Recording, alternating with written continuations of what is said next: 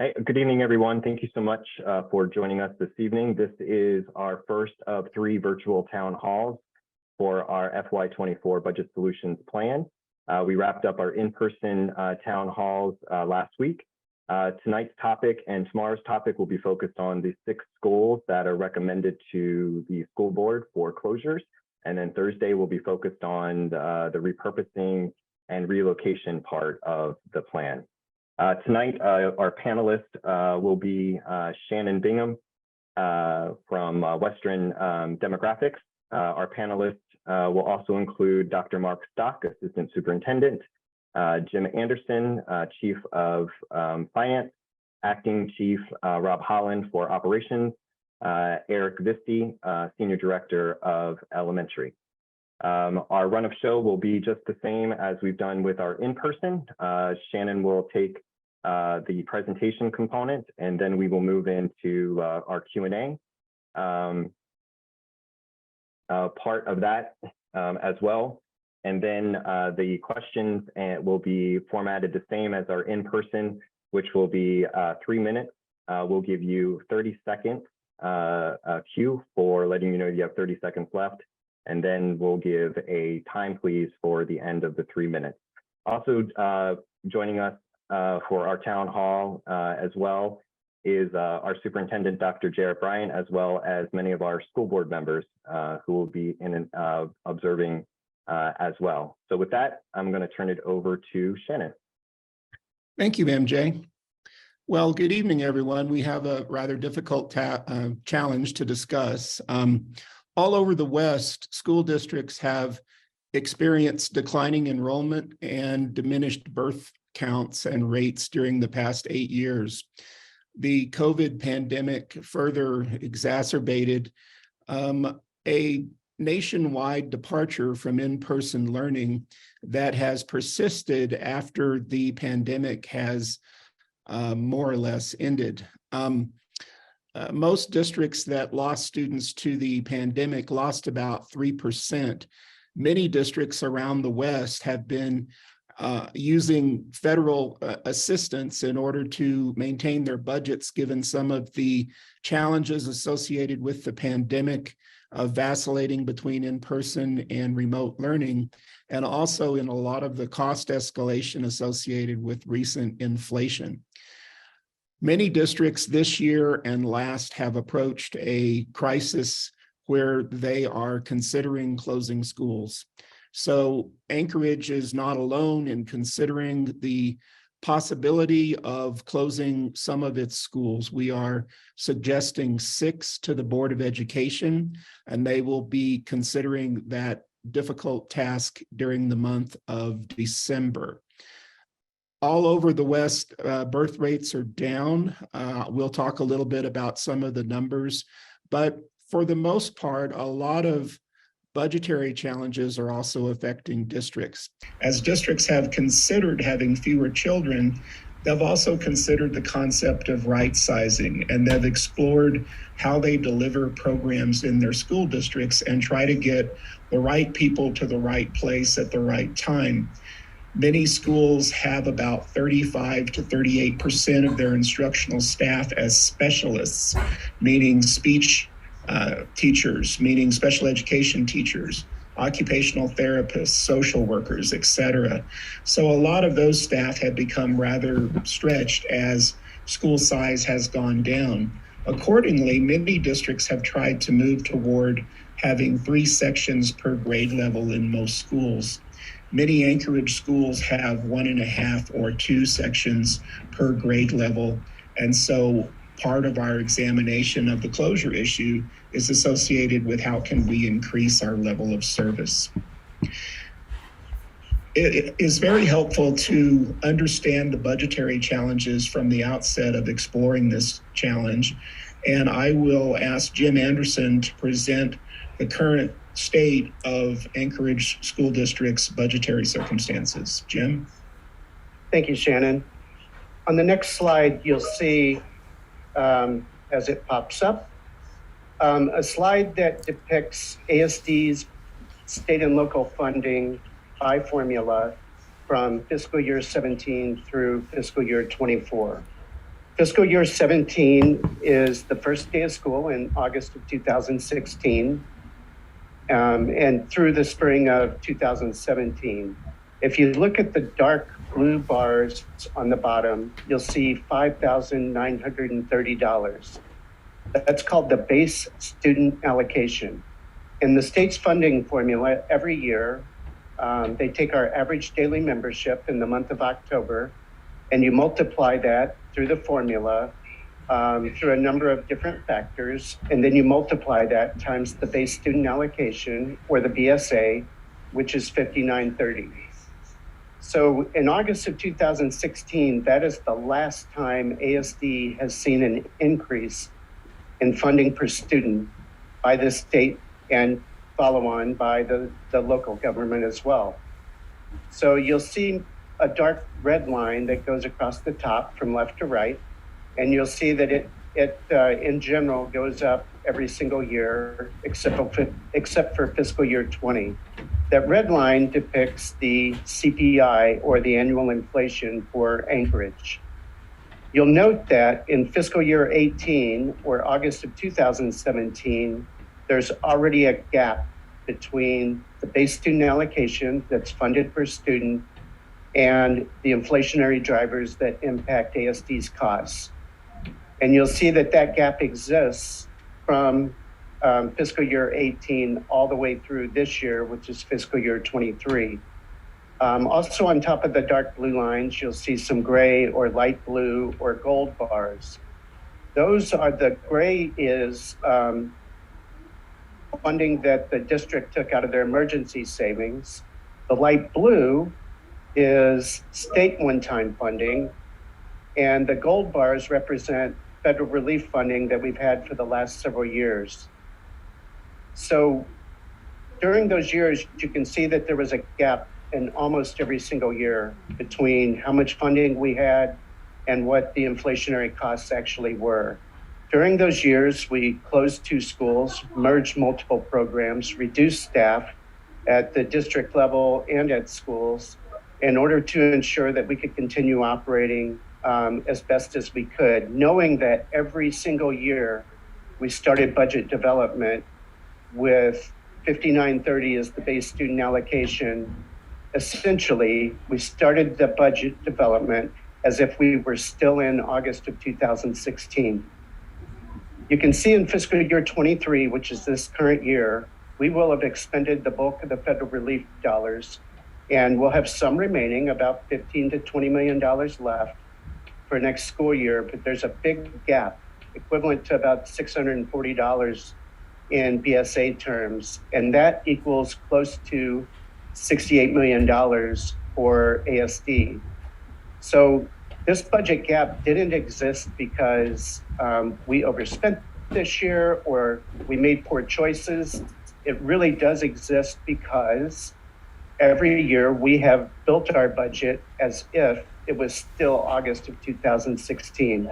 Now you will note, if you can see on fiscal year 24, that the state did increase the BSA by $30. So that represents a 0.5% increase over 7 years. And over 7 years, average inflationary costs would have been about 15.5%. So it didn't even come close to making us whole for next year's budgeting. So in all those other years, we trimmed everything that was low-hanging fruit. As I said, we reduced programs, schools, and staff. And we've made all of those choices that were less painful on the schools than it could have been. But now we're finally at the point where this fiscal year, and I've been briefing the board since July, and we told them we were going to put every cost driver out in the public so they could see how much things cost. And it was everything from Ignite to sports to immersion, basically everything that costs money. And every single choice we put in front of the board is an incredibly difficult choice. Only one of those is school closures. And this really does result from looking at the BSA and the state making conscious decisions not to increase student funding for the last 7+ years. On the next slide, I'll hand off to Mark Stock, who will talk through our thought process as we have been working through this. Mark? Good evening, everyone. I'm Mark Stock, Deputy Superintendent for ASD, and the purpose of this slide, it was designed to try to graphically illustrate an answer to a question that we've been asked pretty consistently. And that question is, why would you propose closing schools or some of the other things that are on your list when the total amount that's saved doesn't seem to be that much? And so what we try to do is explain that when you do a reduction like this, you do your best to start as far away from the children as you can get. And the outer ring represents many of the things that are represented by things that are farthest away from our students. And you'll see some of them like school closures, software, or other contracts. You'll see they actually extend from the outer ring into the inner ring. And that's because there's aspects to school closures that do affect students. But in general, we try to look at things like administration costs, materials, all of the travel costs, all of the things that are operational in nature, and you'll see those represent 9% of our overall budget. So our budget gap is large enough that even if you cut everything in the outside ring, you would never be able to get to the level that we need to balance the budget. The center ring represents things that are not part of the core classroom experience, but are highly valued in our community, but don't serve all children, but serve certain children. So there's things like Ignite, sports, immersion programs, school staff electives, band and orchestra. These are things that are really valued, but when you have to look at starting farthest away from all students, you try to realize there are some things in that middle ring that are hard choices that have to be at least looked at. In the center ring, representing 61% of our entire budget, is direct instruction to general education and special education students that are in our core classes. And so you can see this sum total comes up to the amount that represents our budget. And so far, the total reduction summary of these things we've looked at that are farther away from kids that we can get is representing 155 full-time equivalent of employees and a total of $16.4 million. So as you can see, there's still a remaining deficit. And so this chart, it doesn't match up with anything to do with chart of accounts that our state uses or anything in accounting, but it was a demonstration of just showing how we tried to start farthest away from students. And even if some of the cuts that we've made don't make a lot of money, they also are things that we can do to run more efficient. So that's the purpose of the chart. Thank you, Dr. Stock. So a lot of what Mark just showed as far as these functional areas, we are conducting a survey, and those 4 big categories of items are listed in that survey, and we're hoping that our school district patrons will explore those various items and rank them as far as what they see as priorities, things that we should explore, things that we should not touch. So you will see a QR code at several points during this presentation, a square box that you can point your smartphone at the screen and it will launch that survey. We also have that available on the district's website. You are seeing on this slide a summary of our circumstances. We have declining birth rates and enrollment. 18 of our schools have are running at less than 65% of their capacity, meaning they're about a third empty. A lot of our special services staff are spread really thin. We really want to get level of service up, and we think that if we were to run fewer buildings and things larger, that we'd be able to more effectively utilize the staff that we have. I'm working with 4 other districts now that have the same goal in mind as they look at how they're operating, given the fact that they have significantly fewer students, given the downturn in enrollment. We want to reduce costs with the least impact possible. And we feel we've involved a lot of folks. We've had multiple in-person town halls, a total of 6, these 3 virtual town halls, and several board meetings where this has been the lead topic. As far as how do we pick schools Fundamentally, we're looking at small adjacent schools where we could consolidate in 2 schools into one, run a larger program, and impact as many, as few people as possible. So we're trying not to have a change affect 4 school populations in one sub area of the district. We're trying to keep it isolated to either 2 or 3. We would like to increase our middle school program size by standardizing to K-5 at the elementary school, which means that we would, over a period of 2 or 3 years, consider moving the 6th grade into the middle schools. So that's also an item that is under consideration. Other items that you'll see in the survey are reducing expenditures on some of the specific programs that Dr. Stock mentioned, staff at various central levels. A lot of that staff is in direct support of school buildings, so we have to carefully consider how we maintain our level of service in that regard as well. The last solution is always increasing class size. Next, please. Here you see quickly, 5 years, we have about 750 fewer babies born each year than we did 5 years ago. I'm seeing this same curve all over the Western United States and other districts that I work in. And having done this for almost 40 years, I've never seen this dramatic of a downturn that has been sustained. And it is sustaining. These trends are continuing forward in all of the birthing centers around Anchorage.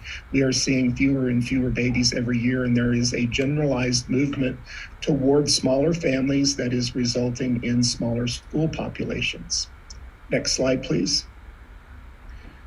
This has had an effect on the district for the last 8 years. As you can see here, our K-7 grades have become significantly smaller.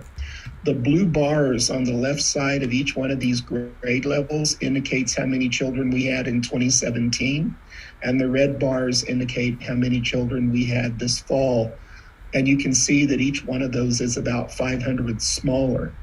So in addition to having been affected by this decline over the last 7 or 8 years, the incoming preschool age children are even fewer, and that will continue to fuel this enrollment downturn that not just Anchorage, but other districts all over Alaska and all over the Western US are experiencing. We expect an average decline of about 2% a year during the next 5 years. Next slide, please. So here are the 6 schools that we are proposing to close and repurpose. You can see the school listed, its percentage utilization, what we would propose repurposing the school as, and the receiving schools. The district wants to retain control of as many of these buildings as possible. Alaska's economy is very much influenced by mining, energy, and the military. We know that there will be fluctuations where we may return to full enrollment and fuller population, and we don't want to be blindsided by that kind of a return to prosperity, if you will. So we want to hang on to these buildings. So a lot of our repurposing strategy is linked to that idea.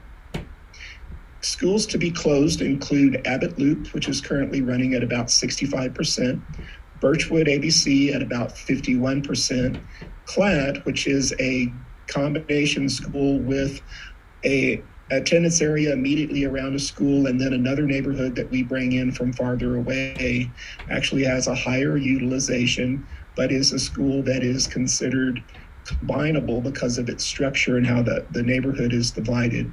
Nunaka Valley at 66%, Northwood at 69%, and Wonder Park at 55%. I'll just let you read those. 2 of those are early childhood centers, and 2 of those would be repurposed as charter schools that are currently having housing problems. Abbott Loop would be divided between Cassoon and Trailsides and East 88th as a divider. Birchwood would go to Homestead. CLAT, the area north of Minnesota, which is Diamond Estates, would be assigned to Campbell. The area south of Minnesota would be assigned Ocean View. Nanaca Valley would be divided between Chester Valley and Russian Jack using Boniface as a divider. Northwood would go to Lake Hood, and Wonder Park would be divided between Willowa and Ptarmigan, with 100 students going to each of those destinations. So that's the proposal. We have 9 people who have signed up to speak. We have a 3-minute window for each person, and then I will attempt to facilitate our panelists to answer any questions that may be asked. Typically, there is a mixture of folks that want to make a comment and other folks that want to ask a question.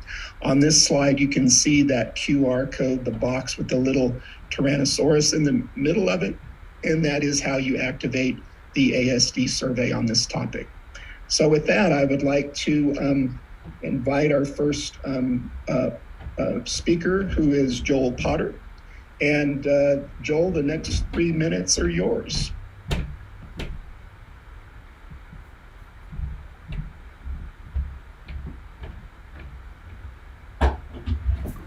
Hi, my name is Joel Potter. Thank you for the opportunity to ask you a few questions.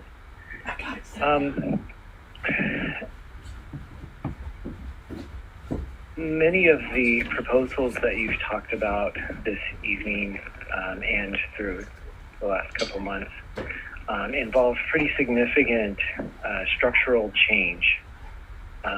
They are very comprehensive, and I appreciate that the district is looking at making significant changes that could benefit students.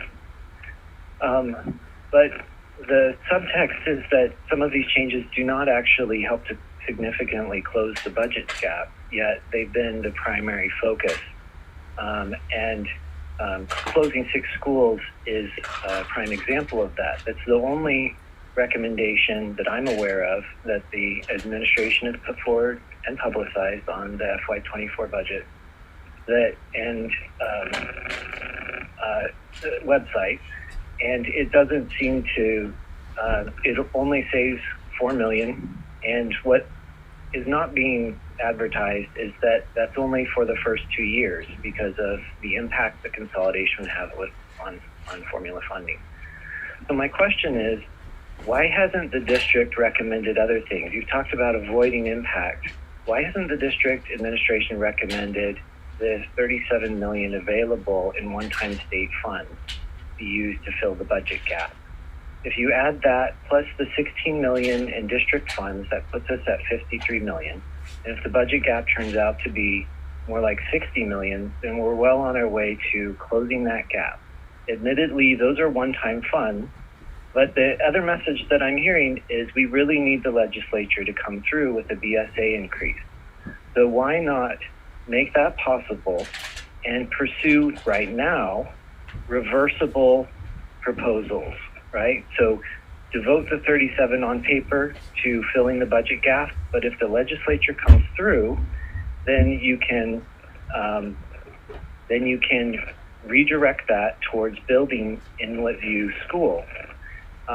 So my question is about why that's not being discussed, why moving out of Northern Lights Boulevard is not being discussed, and how much that would save, how much is the administration paying on rent for that building, why a one-time reduction in salary for those in administration making over 6 figures, why that's not being discussed as a stopgap in order to make it through for next year. And then we can do the longer-term planning that really requires a different kind of community input and engagement from the beginning than has really been allowed. Joel, thank you for that question. I think I can start this one. So we have briefed several things to the school board besides school closures. If you've been following the board meetings, we've talked about everything from the Ignite program for gifted students through immersion programs and outsourcing sports. We've also openly discussed using district fund balance, the state one-time funds, as well as pupil to teacher ratio. We've brought up a number of things, and when you say that school closures, you lose that revenue at the end of 5 years when the hold harmless goes away. That part is accurate, but when Senator Natasha von Imhoff wrote that bill and got it passed in the legislature, the intent at state level was it gives the district 5 years to find other ways to become more efficient in order to make up for lost revenue by the end of 5 years, but not to have to do it overnight, which would have been the case prior to the hold harmless statute being done. When we talk about the early childhood centers, and Eric Fisty can chime in if he'd like, we've had those discussions, and frankly, we would have done that before if we could have. We just never had buildings to be able to do that. When you look at the Ed Center lease, I publicly talked about relocating the Ed Center multiple times this fall. And when we looked at it, we either needed a middle school or we need 2 elementary schools. Our annual lease is about $4.5 million, but unless we have other buildings open up, i.e. close other schools, that doesn't become an option. When you looked at prioritizing how you would repurpose schools, and we looked at the early childhood centers, as you close a school and move students to another school, you had to move those pre-K programs in order to make room. And conveniently, or not coincidentally, moving them into a single established early childhood center, which has been desired for quite some time. All of those factors now allow that to happen. So you did amazing math. You were spot on. Within a couple $100,000 of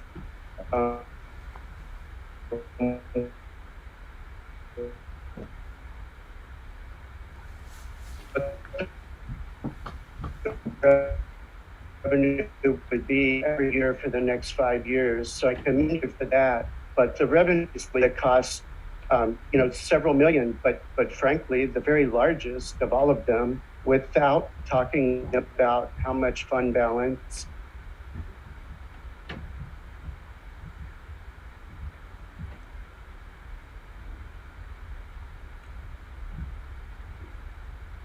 Have we lost Jim, or is this me? This is Shannon speaking. We've lost Jim. He's frozen. Okay. Well, Joel, I hope we've answered your question. I think part of the strategy for this also was a fundamental desire for the district to right size and try to get larger schools so that we could have a better deployment of our staff. And I think that that's been one of the goals of how we've proposed our package, hitting 4 or 5 different strategies for cost savings. The district has only closed 2 schools in the last 30 years, Mount Spur Elementary and Mount Iliamna Preschool, and we've lost over 5,000 students. So I think what we're trying to do is look at how our school size has declined dramatically, and accordingly, we're just trying to do a better job of covering the staff in the larger programs. So I would like to call on our next speaker, who is Gabriela Rodriguez. Gabriela, the next 3 minutes are yours. Shannon, she is not online. Okay. So our next speaker is Harlan Andrew. Harlan, the next 3 minutes are yours. Shannon, Harlan is also not online. The next known speaker is Laura McNow. Laura, the next 3 minutes are yours.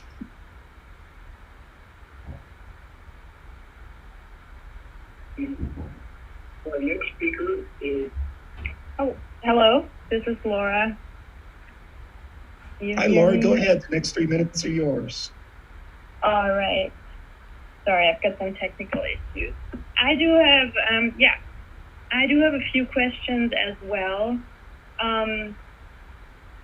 So I guess what I want to go into is a couple of equity questions that I see issues with, as well as a political, I guess, somewhat a political influence that I see here. So we heard during a work session on November 18th from Mr. Anderson that certain politicians in Juneau are pressuring to reduce the district's infrastructure as enrollment numbers are going down.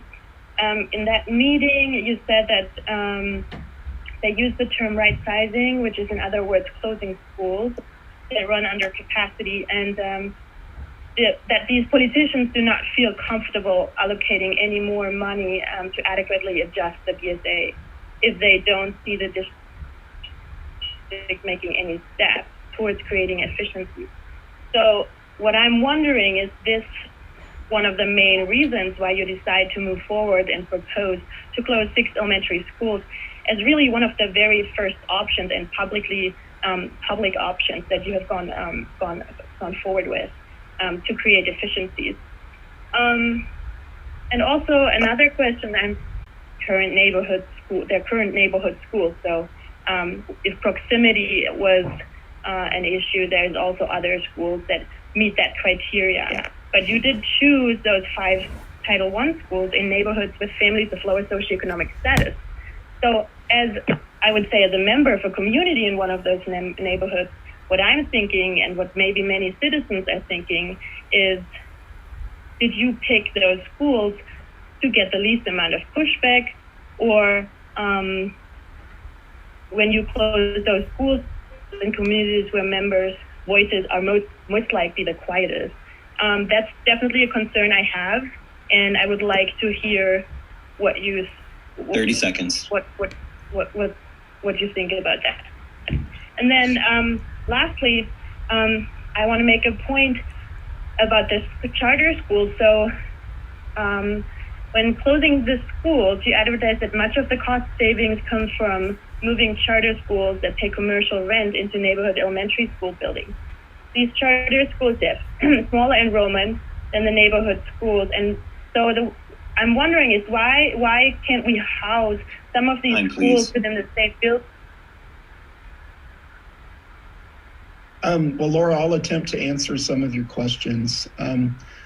I've worked for about 200 different school districts over the last 40 years. A lot of that work's been in Alaska, but most of it been all over the Western U.S. And when districts have gotten to where they have a declining enrollment situation and they start to have budgetary challenges, there are 4 things that they start to explore: closure, decreasing central supports, eliminating programs, and increasing class size. Without fail, those are the 4 legs of the stool. So I think Mr. Anderson and Dr. Stock showed in the circle diagram that we're trying to address all of those to the extent that we can. As far as why are we looking at 5 title schools? Initially, I identified 12 schools that I thought were combinable somewhat from a city planning standpoint. And since I'm from out of town, I was somewhat impartial in identifying schools that were getting really small and where we had several schools inside of a major arterial box, meaning we have an area where there are 4 busy streets, north, south, east, west, and 2 or 3 schools inside of that box where we only need 1. And so that was the starting point for me addressing those. Even though the other schools aren't drastically larger, most of the cases where we may have considered a school a closure candidate because it had 300, I was comparing it to another school inside of a major arterial box that maybe had 400. And that is the case. Of those 12 schools, 10 of them are Title I schools. What we are contemplating is that if we put more children, more adults, more staff into a larger program, we may be more effective with our programs because there will be more resources available to address the needs of those children. A lot of the districts that I work with, and you may not agree with this because of your local schools' wonderful efforts to address the needs of individual children, but the smaller schools are a little bit challenged because they don't have quite the resource level in many cases. We believe that we will be able to preserve the majority of our Title I resource base after these consolidations would be implemented if the board decides to move forward with them. And we have explored that, and I think Dr. Stock could probably address that a little bit more fuller. As far as the charter savings, we do in fact save money if a charter goes into those. Yes, many of those schools would be smaller, but there would still be savings, and the district would have the opportunity to hang on to those buildings in case economic circumstances in Anchorage change and we need to reactivate something as a neighborhood school. And I would ask Dr. Stock to possibly address the some of the Title I service level exploration that we've done. So I'll pause for a second and see if Mark would like to chime in on that. Thank you, Shannon. Yes, so one of the things about the Title I services that are provided at schools, those services come to the dollars from the federal government come to Alaska. Alaska distributes them by district. When they get to Anchorage, then those dollars are divided up based on various formulas. And one of the things that we will do to ensure that any students who are receiving support services in a school that receives Title I funds, we will take once the decisions are made by the board, we have some tools in our toolbox to use. One of those tools is to look at the percentage of the free and reduced lunch or the economically disadvantaged numbers of those schools and set the threshold to the point where we can try to serve any of those schools. We can also look at changing the dollar amounts that go to elementary and secondary so as to provide additional dollars to elementary. So our Title I director is on here, Dan Barker, and Dan, if there were further questions that come up on title, he can go into it in much more detail, but we do have the ability to work through that to make sure those children are served. And I want to point out one thing, and as Anchorage is developed, the schools that were chosen were chosen because they are not only low enrollment, but they're also in an area that, as Shannon said, where we can take advantage of another school that's very low in enrollment. As Anchorage is built out, the newer schools that are larger, that are out farther away, that are not combinable, are harder to find a partner school to combine with. So we still have another round 2 of closures to come. We've got 18 schools that are at 65% capacity or less, and we still may have more to come. And so our enrollment continues to drop. And if we don't do these 6 schools now, then we're back to that where there's even more schools, perhaps even lower next year. I want to bring up one more point about, Laura used the term right sizing. She's heard that word used. I want to point out that it's kind of lost in all this discussion, but running a section school that has at least 3 teachers at each grade level is a very efficient model, and it's more than efficient. It's more effective, because at that point, teachers can reduce the number of combination classrooms where teachers are teaching multiple grade levels in one school. We can also have more professional development. We can also mentor and onboard new teachers to the school to help them. And we can put veteran teachers at each grade level, and we can run the school not just more efficiently. That's about money, but we can run it more effectively. And so that is a common, in my past, whenever I built new schools, I never built an elementary that wasn't at least a 3 to 4 and sometimes 5 section schools, so that I could capitalize on our staffing and use those the most effective way possible. So I'll stop with that, and we'll go back to Shannon. Thank you, Dr. Stock. Our next speaker is James Armstrong. Is James available? No, he is not. You have one final caller, and that is Christine Bryant. Great, Christine, the next 3 minutes are yours.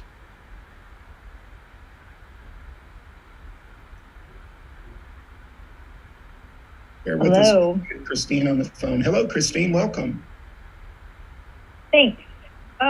So I have some more questions for you guys. So as I'm looking at all of this, I'm wondering about our creativity. Are we getting creative? I feel like we've only been giving some extreme options. Are we thinking outside the box? Are there other options out there? Have you created an advisory of admin, staff, parents, and community members? I feel like we need a group that doesn't just consist of admin that's gathering ideas and considering all options. I haven't heard much about the phase 1 proposed cuts other than the 6 schools, music, band, sports, Ignite, and immersion programs. Are there any other cuts that you're discussing? I heard you say that there are 18 schools operating at 65% or lower enrollment. What are the other 12? I teach preschool, and I have parents from my program that are worried that their neighborhood school could be on the chopping block this time next year for the following school year. So they'll go to kindergarten, and then they may have to start another school. I'm curious when that will be announced. Lastly, it's dawned on me that the proposals you've mentioned are only the tip of the iceberg. I've yet to hear how you're planning to cut the other 60+ million not mentioned. Does this all need to get cut this following school year? I've heard phase 1, what's phase 2, and when will that occur? I have a lot of concerns. I'm concerned that the proposed programs are things that keep kids focused and out of trouble, and studies have shown that short and long-term benefits to students who are involved in these programs. The proposed programs that we're discussing cutting are also skills that get students scholarships and great jobs after school. I'm concerned about what this will do to our entire community years from now, not just next year. With a less desirable school system, will we lose students and their families to homeschooling and leaving the city and state? We will be looking at even lower enrollment numbers because of the choices we're making now. Thank you again for your time. Christine, Shannon, I can start with a couple of them. Sure. Christine, thank you. Great questions. There are other ideas that we're still researching.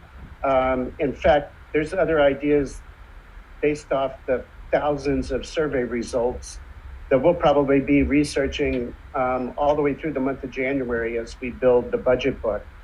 And we don't know. Some of them seem good, and then as you look at them, they end up falling off the plate for something that might take 2 years to be able to implement. So I think you'll continue to see some other things coming up. But the surveys we have thousands of comments from the community, which is the intent of having a community survey, plus emails to the staff with other ideas. When you mentioned after we put all these on the plate, it's still tough to get to zero. You're correct.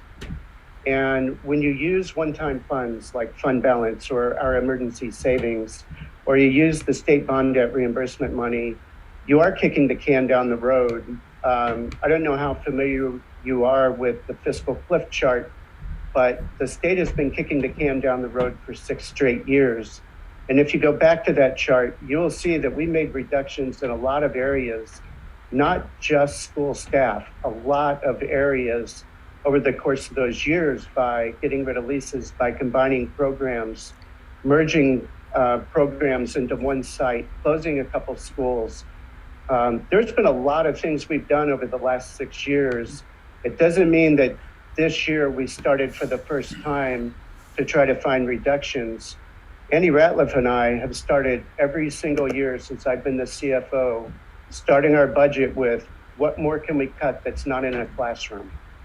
And frankly, pupil to teacher ratio didn't really affect your grade level because we've held K-3 harmless all of those years. But if you look at secondary and middle school, they've already seen multiple PTR increases in the last 6 or 7 years. The reality is $68 million is a lot.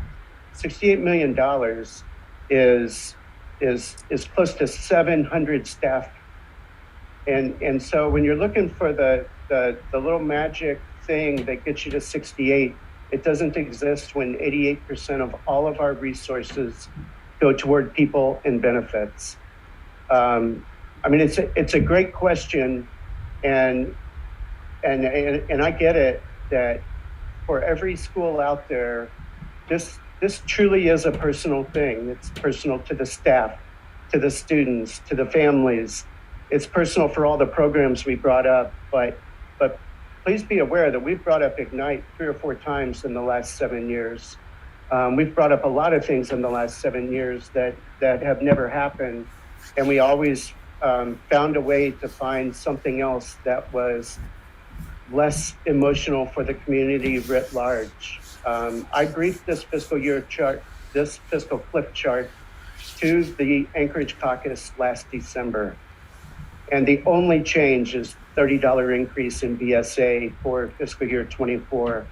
This is not a result of the administration over 7 years of not trying to find ways to continue performing our mission without being creative. This is a result of 6 years of creative solutions that didn't impact your school or your classroom maybe, but certainly impacted hundreds of other people across the district.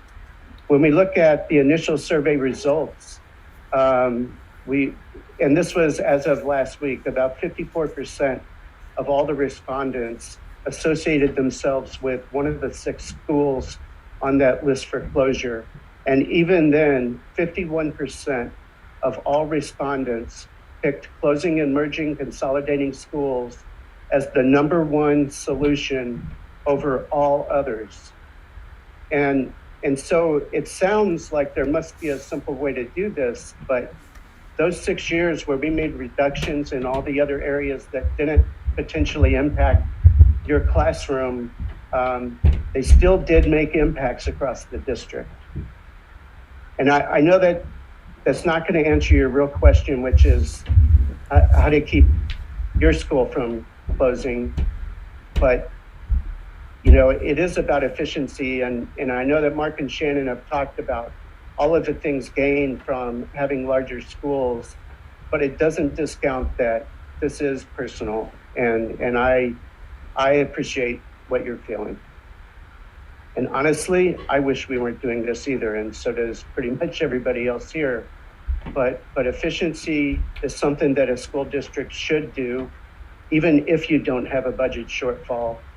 We just haven't been able to. Over 5,000 kids. We've closed Mount Spur and Mount Eliamna, and that's it. And at some point, the district does have to reach for efficiency as what some people would call a creative way of finding a solution.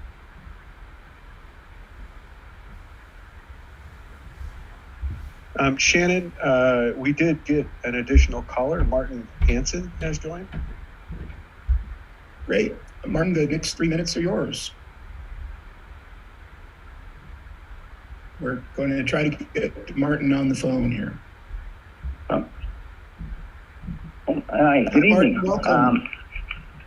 Well, thank you. I've been to a couple of your closure meetings, and I got to say, it's a tough job for all of you, and I've listened to some pretty long answers, and I do appreciate the hard work you're going to put in, you have been putting in.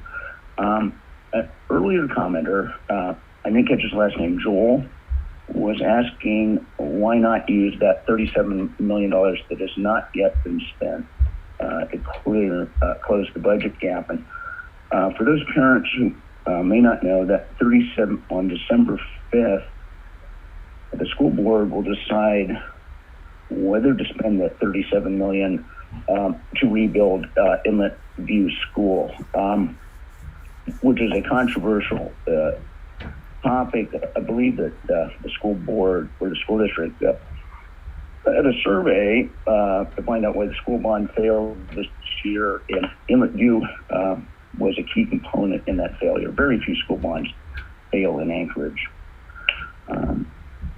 what I'm guessing to say is, parents, if you want to have influence, we need to show up at school board meetings, especially perhaps on this December 5th meeting.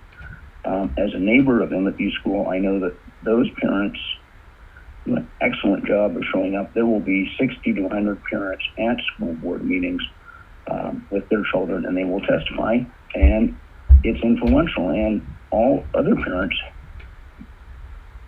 should take advantage of that opportunity. And then I have a question. Why are these meetings being not live not in person like the previous 4 meetings or 6 meetings, pardon me? Martin, we wanted to offer folks who are uncomfortable with in-person meetings an opportunity to participate virtually. And a lot of folks are still very much influenced by the pandemic, and also a lot of families that have multiple jobs and work evenings have had a difficult time participating.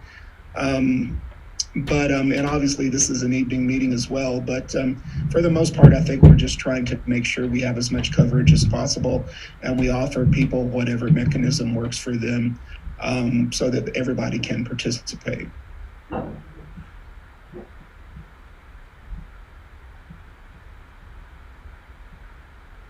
Is Martin still there? It appears as though he is muted. Star Okay. 6. Well, I think, Mike, was Martin our last caller, our last participant? That is correct, Shannon. Okay. Well, with that, I would say that our town hall is approaching its conclusion. We'd like to thank everyone who participated tonight, our panelists, our superintendent, our school board members who have monitored all of these meetings very carefully and closely. As Martin mentioned, we have 3 board meetings or 3 events coming up during the month of December, during which a lot of these issues will be decided. One of the things Christine noticed asked about was, do we track change to make sure we don't have children attend multiple schools over a period of years? The answer to that question is yes. I try to find all of the folks in the district that have been around a long time and make sure I have a historical perspective of how certain schools may have been affected by change. A lot of our participants in these town halls have also made us aware of that as well. We have an additional town hall tomorrow night that will be identical to this one.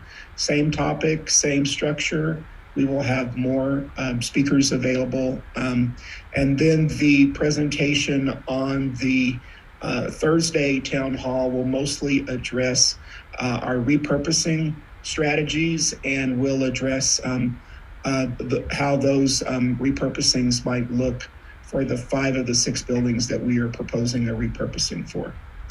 So with that, I will ask the panelists if they would like to add anything to the good of the order here. And if that's not the case, we'll ask MJ Thim to conclude the meeting.